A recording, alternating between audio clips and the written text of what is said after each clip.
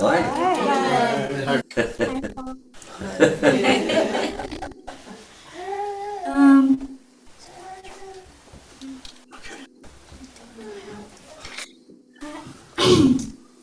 Um, so my name's and I'm gonna kind of talk about resilience a little bit today.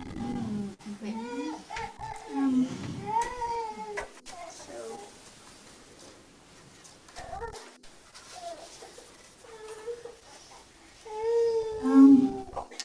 so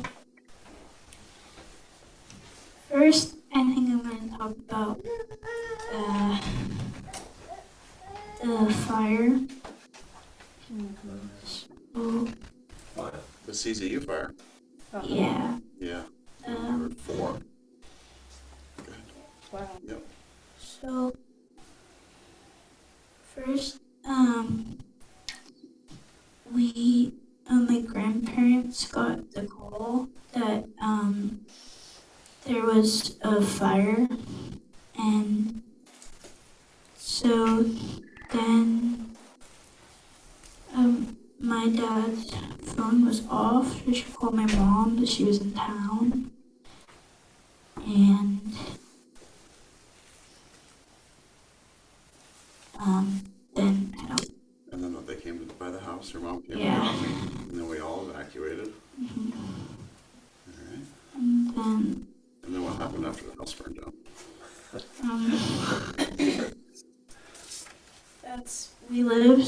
We started living in hotels for about a week. What's that? Oops. It's okay. So we started living in hotels for about a week, and then we moved to San Rafael, and then how long did we live there? About 2 months. Yeah, maybe like 2 months we lived there, and then me and my dad moved to Cannon's house, Sue and Dave. Then me and my mom moved to Felton, like right above the Chevron. And then we lived at Sue and Dave's for 3 years. I think about 3 years. And then we moved onto my grandparents' property when I was about 6. And then with my mom, I moved to Ben Lomond when I was about 6. And then to Pleasure Point, where we live now. Nice. So what did you do to stay happy and through all that change as a little kid? What kind of stuff did you do? What makes you happy? What makes you feel good? Well, I take a couple of deep breaths and I pray, and I spend time with my family. What about for fun? What do you do in school?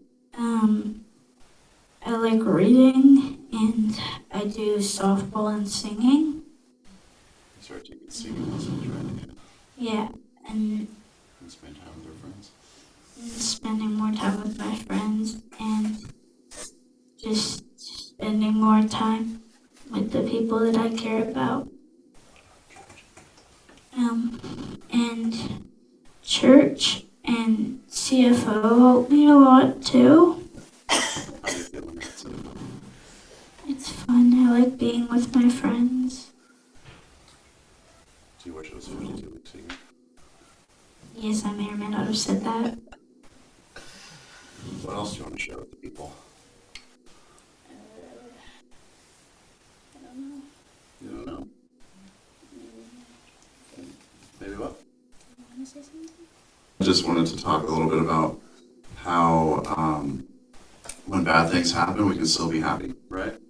And resilience is about coming back to your center after somebody knocks you off your balance beam. And really, really good at that. And more so than that, she's kind of grown and blossomed and transformed. She's always known what she likes. So since she was a little baby, she said she wanted to be a ballerina since she could first talk. And so we signed her up for ballet, and she was in the ballet 3 times. She was at the Nutcracker at the Civic. And since she could talk, she always said she wanted to go to Hawaii. So last summer we went to Hawaii 2 years ago. Sorry, I'm trying to get kudos for that still, I guess. That was 2 years ago. And so then I forced her to try soccer, which she hated. That's okay. And so she didn't have soccer, and she was kind of getting sick of ballet. So I said, well, what do? You have to do something. And she kind of very sort of softly, kind of hesitantly said, like, well, I've always wanted to try singing. Oh, yeah. And so we got her in private singing lessons with her teacher, Solmaz. And she has already performed 2 or 3 times. She sang Here Comes the Sun, a little solo song with a musical accompaniment. And she is going to be in Charlie the Chocolate Factory this spring as Grandpa Joe. Oh, wow. So she is a brave little girl. She always makes my days beautiful and fun, even when she's teasing me. And she's just a great example of a spirit that is resilient. And she's always loving and kind and sweet to her friends and sweet to her parents and sweet to her grandparents and even sometimes to her cousins, occasionally. Not very often.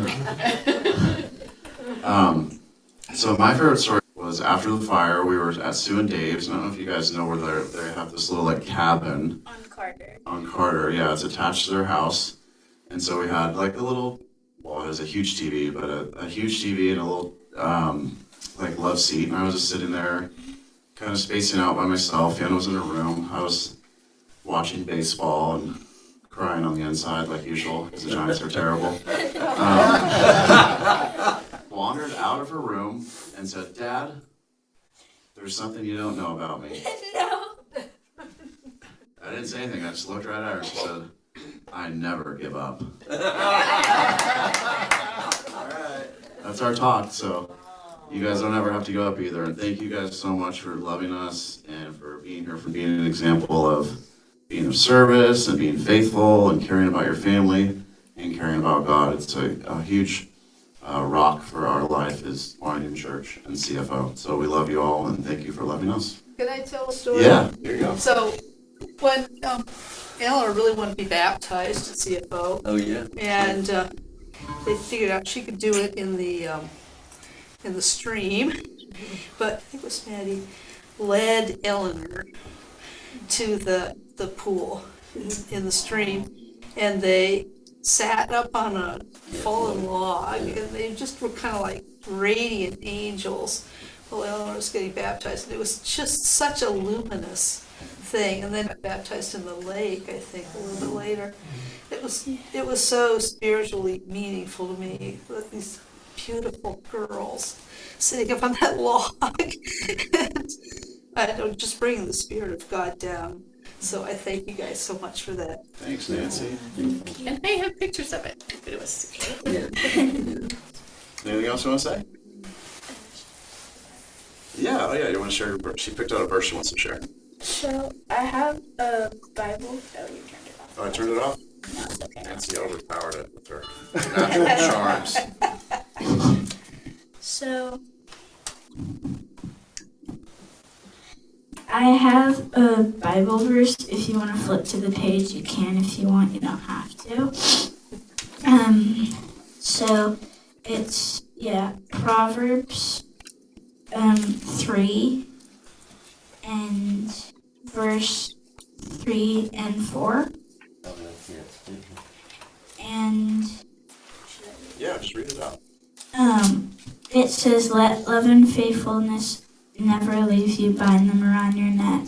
Write them on a tablet of your heart. Then you will win favor and good name in the sight of God and man. Wow. Very good. I love it. Just reminded me of that. Yeah. Thanks for sharing, honey. Thank you. Yeah.